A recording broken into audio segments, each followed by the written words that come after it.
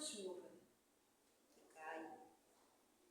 Obrigada pela vida, pela família, por tudo que temos, Senhor, material e espiritual. Servir vida de Ti, com as Tuas bênçãos a cada um de nós, se assim formos merecedores. E venha tudo sempre das mãos divinas, tanto no material como no espiritual. Só agradecer a Deus, a Jesus, por tudo que temos. Que assim seja. Boa noite, irmãos. A conversa de hoje, a explanação, a importância do Evangelho no lar. Então, primeiramente eu vou falar um pouquinho sobre a origem do Evangelho no lar. Numa noite de luar prateado, quando o sol se povoara de estrelas, Jesus se instalou provisoriamente na casa de Pedro, como é comum em nossas casas. Também lá o assunto estava improdutivo. Jesus não perdeu sequer um momento da sua vida, aproveitando tudo com amor e sabedoria para ensinar e exemplificar.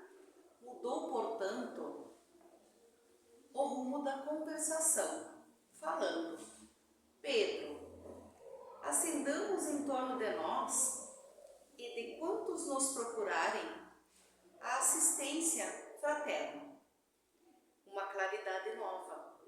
Na mesa de tua casa é servido o pão de cada dia, que recebes do Senhor. Por que não instalar ao redor desta mesa a sementeira da felicidade e da paz na conversação e no pensamento edificante? Então, essa pergunta que Jesus está fazendo a Pedro. O Pai dá o trigo através do sol e envia-nos a luz do céu. Mestre, seja feito como desejas, disse Pedro a Jesus. E Jesus, convidando os familiares do apóstolo, a palestra edificante e a meditação elevada. Desenrolou os escritos da sabedoria. Havendo então na terra, na casa de Pedro, o primeiro culto cristão no lar. Então, não é uma coisa nova, né? O Evangelho no lar é muito antigo, é desde o tempo das parábolas de Jesus, só que não era conhecido como Evangelho no lar, era conhecido como culto cristão no lar. Este primeiro Evangelho no lar, feito pelo próprio Mestre Jesus, é o modelo para todos que desejam estudar as letras santas no seio familiar. Esse trecho ele foi tirado do livro Jesus no Lar, de Francisco Cândido Xavier, pelo espírito Neo Lúcio. E aí vou falar para vocês então um pouquinho o que é esse Evangelho no lar, por que ele é tão importante na nossa vida como cristão. O estudo do Evangelho no lar é uma reunião em família, num determinado dia e hora da semana, para uma troca de ideias sobre os ensinamentos cristãos em proveito do nosso próprio esclarecimento e do equilíbrio no lar. Não é nenhuma invenção do Espiritismo, mas uma prática ensinada pelo próprio Mestre Jesus, que reunia os apóstolos e seguidores em Cafarnaum, Tiberíades e outras aldeias. Então é muito antigo. E o Mestre ele só nos traz hoje, nós estudando aqui uma casa espírita, né? Assim como todas as outras religiões fazem o mesmo modelo. Tem outros nomes. Por que é tão importante nós vivenciarmos a doutrina de Jesus, independente de qualquer religião? Porque nós buscamos o equilíbrio do nosso lar, principalmente no mundo que nós vivemos, no nosso cotidiano, na nossa contemporaneidade, de muitas aflições, de muitas angústias, de muitas turbulências, de muitas aflições por a falta disso ou daquilo, ou sendo de bens materiais, ou às vezes mesmo de afeto, de conversa, de falta de se reunir com a família. Porque muitas vezes é tão fácil, às vezes uma pessoa de fora, enxergar o que está acontecendo, e tu morar numa casa e as pessoas estarem às vezes em turbulências, em aflições, e faltando união, e faltando o quê? O Evangelho de Cristo. E quando nós percebemos a importância de orarmos, de abrirmos o Evangelho, de vivenciarmos tudo que Jesus nos traz há tanto tempo, desde a época de Maomé, desde a época dos árabes, desses povos mais antigos que já pregavam o jejum, o poder da oração nos lares, a união. Quando nós nos dermos conta que nós temos a solução para muito das nossas angústias, e está contida onde? Dentro de um livro, de uma Bíblia, ou propriamente aqui para nós, do Evangelho segundo o Espiritismo. Quando nós nos dermos conta que é tão simples abrir esse Evangelho e orar e tentar interpretar, porque não é uma tarefa fácil interpretar, se colocar no lugar dessas palavras que Jesus quer nos passar, da união, do amor, da esperança, de acreditarmos nas práticas do bom proceder. É uma tarefa muito difícil e que nós temos que tentar.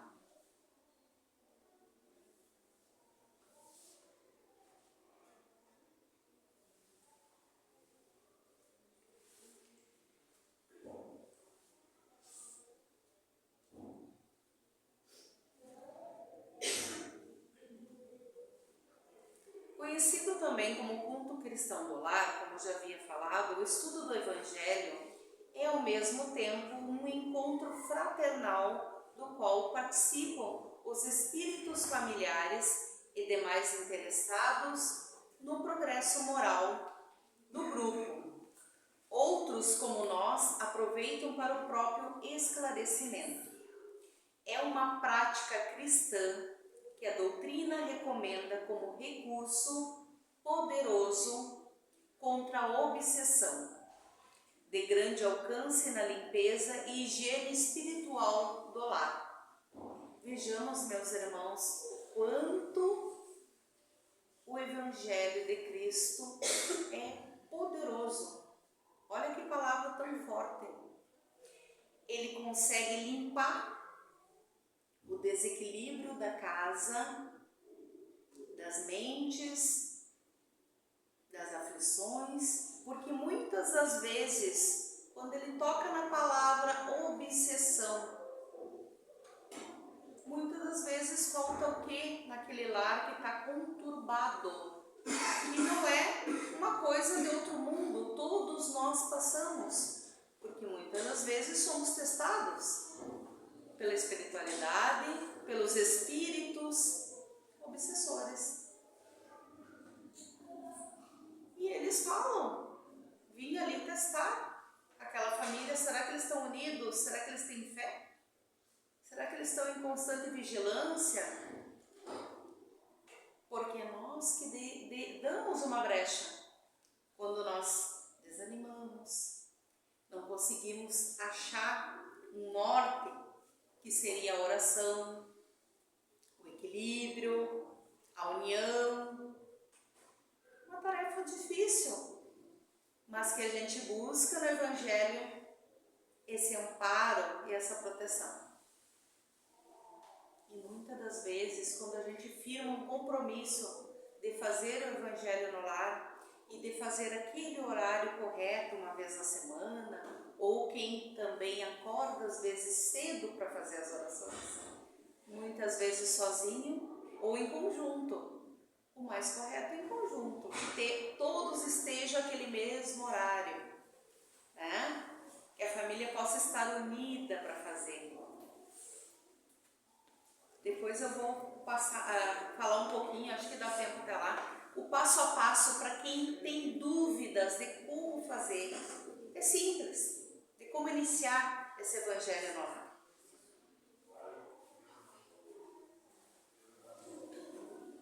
O Evangelho no lar é um canal de comunicação com Jesus e sintonia com os Espíritos. Podemos falar assim, meus irmãos, quando a gente inicia o Evangelho, pode ter muitas questões assim, uma pessoa chegar na hora, daquele horário, que tu está combinado ali, uma visita inesperada. A gente tem que ter, às vezes, né, uma boa educação, de dizer, oh, meu amigo, estamos naquele horário, que vai acontecer. Para quê? Para atrapalhar, para não acontecer aquela coisa, aquela realização ali do Evangelho que é comumente, da família se unir, que é algo importante. As famílias hoje em dia estão esquecendo muito disso, de se reunir, de conversar sobre Jesus. Por que fazer o Evangelho no lar? Modifica o padrão vibratório dos nossos pensamentos e sentimentos, desanuviando as nossas mentes, congestionadas das criações inferiores, agentes das enfermidades e dos desequilíbrios. Com Jesus no lar, pelo estudo e vivência do Evangelho, tem-se a verdadeira paz. O estudo do Evangelho no lar abre as portas para os bons espíritos e afasta os maus. Ajuda-nos a superar dificuldades no lar e fora dele, acendendo-nos a luz da compreensão e da paciência. Com o Evangelho no lar, formamos as defesas magnéticas do nosso lar, impregnando o ambiente de energias positivas. Além da ajuda que essa prática proporciona no programa espiritual de todo o grupo familiar, estende a caridade aos vizinhos e quantos se sintam também estimulados a mudar com o nosso exemplo. Vou falar um pouquinho dessa questão das defesas magnéticas que o Evangelho nos traz. Meus irmãos, tudo é energia. Se eu desanimar, quais espíritos vão se aproximar? Na mesma frequência vibratória que eu estou. Melancólico, meio triste, desanimado, sem esperança. Vamos dizer assim. Basta um pouquinho disso aqui para o nosso padrão cair. E é uma brecha. Eu estou assim, meio cabisbaixo, triste, mas eu lembrei que tal horário eu tenho Evangelho para fazer. Vão ter muitas possibilidades de impedir que você faça. E você vai ter que ser muito forte para poder, né, ser o positivo contra o negativo. São duas energias opostas. Uma vai ter que vencer a outra. Se eu esmorecer, me deitar e deixar que a fraqueza me tome conta, que já não sou mais eu, não esqueçam disso, né? Que aí ele já tem, né, uma brechinha que a gente deixou para aquele irmãozinho chegar e dizer, não faz Evangelho, vai deitar, é melhor, tu tá com preguiça. E aí a gente tem que se alertar. Não, mas eu vou fazer o Evangelho.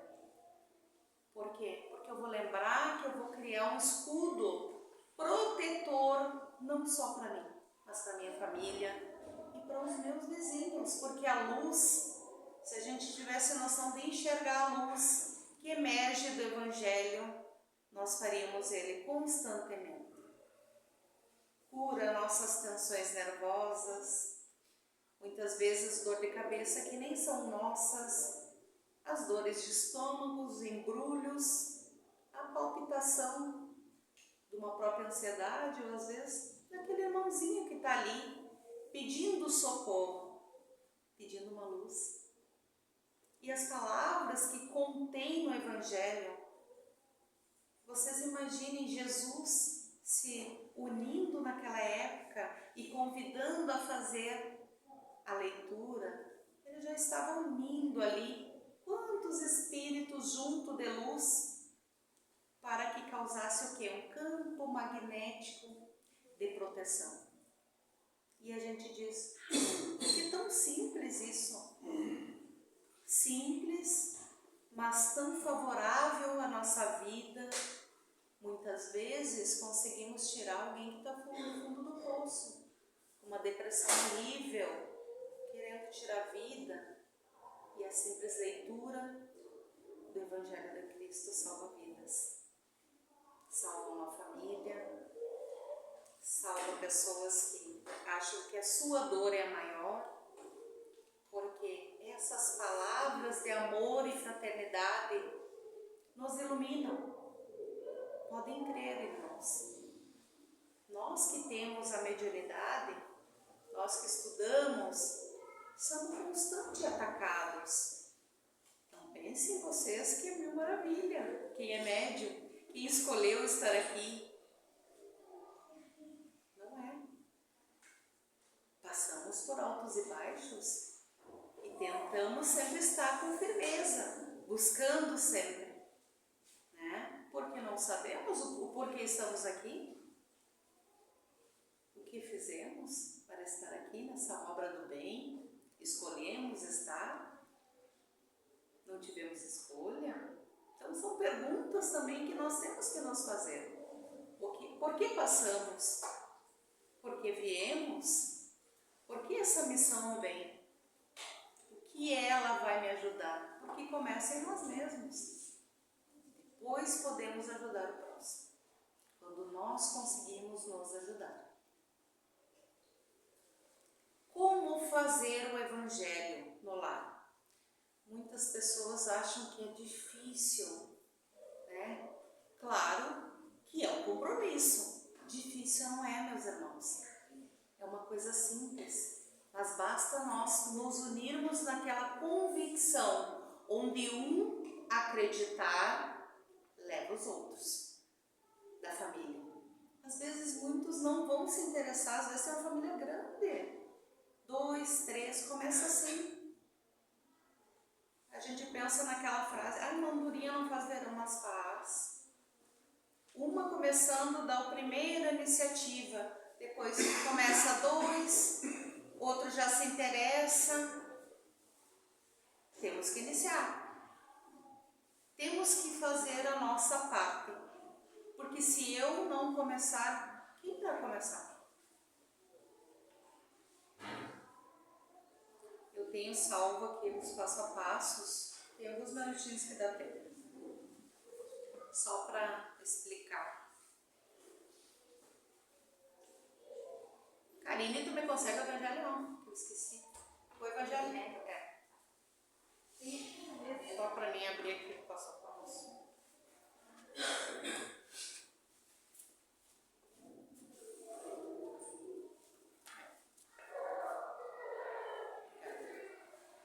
Então, nós temos até um roteiro. O primeiro passo é marcar o dia que tu vai fazer. Eu vou fazer na metade da semana, que é um horário depois das 6 que todo mundo está em casa. Eu consigo. Mas as crianças não param. São 3, 4, fazem barulho, deixa que fiquem ali, em seguida eles se acalmam.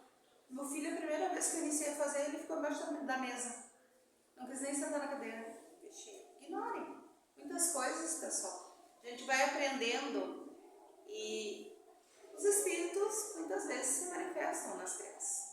A gente vai observando aos poucos isso e vai entendendo.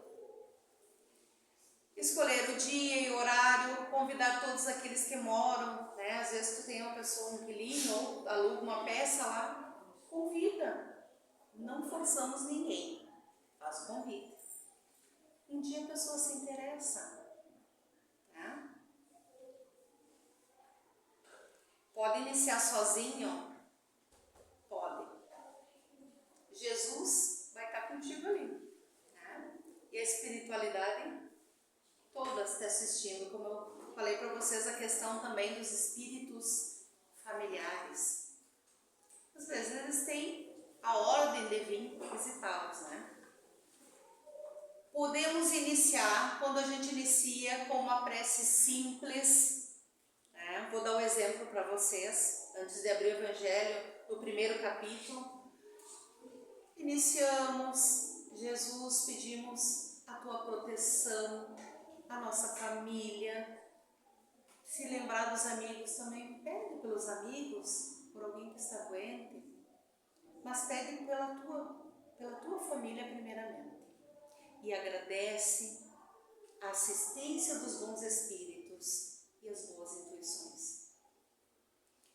Faz a oração que é o Pai Nosso, que é a oração dominical, que é a oração mais importante. E aí depois de tu fazer, né, o Pai Nosso, tu já pode iniciar. Como que tu vai iniciar? A ordem, geralmente eles nos falam aqui, para a prática, é de pegar no primeiro capítulo. Aqui, você, evangélicos. Vou pegar para vocês aqui no primeiro capítulo. Aqui nós temos a introdução, que vai falar da obra, que é o Evangelho. Aí, a primeira, ela vai iniciar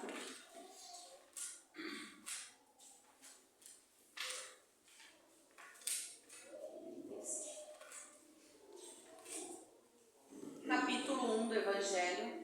Eles colocam para a gente fazer uma sequência. Hoje eu iniciei no primeiro capítulo. Quiser anotar, vou anotar. Segunda vez que já vai fazer na outra semana, no mesmo horário. Capítulo, se eu não conseguir ler todo o capítulo, que é o mais certo, se a gente não ler um capítulo no primeiro dia, tu vai deixar marcadinho. Ali eu parei 20 minutos. Quanto mais pessoas para comentar sobre o que tu leu, vou dar um exemplo para vocês do primeiro capítulo. Eu não vim destruir a lei.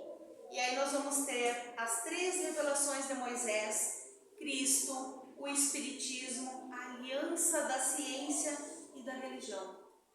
Instruções dos Espíritos, a Era Nova.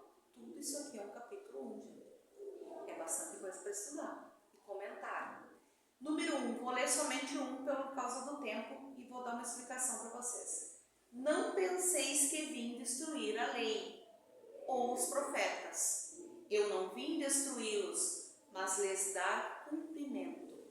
Porque eu vos digo, em verdade, que o céu e a terra não passarão antes que tudo o que está na lei seja cumprido perfeitamente. Até um único J e um só ponto. São Mateus. O que podemos comentar sobre o cumprimento da lei de Jesus? O que Jesus veio nos trazer? O que ele quis nos ensinar? Primeiramente, a lei do amor. Nós amar o nosso próximo, como Deus amou. E será que a gente consegue? E aí a gente já começa a se perguntar, será que eu estou amando? Será que eu estou auxiliando? O que é amar? Será que eu estou conseguindo cumprir com uma das primeiras leis que Jesus nos ensinou? Será que em vez de criticar o outro, eu estou tentando auxiliar? Ou muitas vezes o silêncio é muito melhor do que a gente ficar criticando, né? Porque ninguém é perfeito e todo mundo está no caminho para aprender. Então seria isso. Se eu não sei comentar todas as palavras, é aos poucos que eu vou aprendendo. Não é no primeiro dia já de evangelho que eu vou saber tudo. E quantas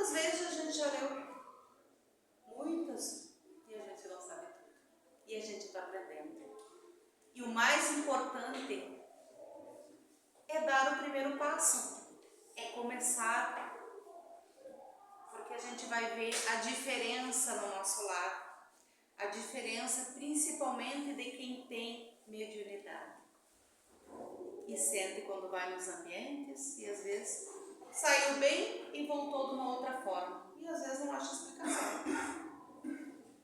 E aí, aonde que está a nossa salvação? Aonde que está? No Evangelho. Então, meus irmãos, é simples, é agradável, cria um campo magnético de proteção, começando por nós mesmos. Porque muitas vezes a gente diz, fulano precisava estar aqui para fazer junto, porque precisa, e às vezes é a gente que precisa, muito mais que fulano. Obrigada pela atenção, espero que todos recebam o que vieram buscar, a luz divina do Mestre Jesus.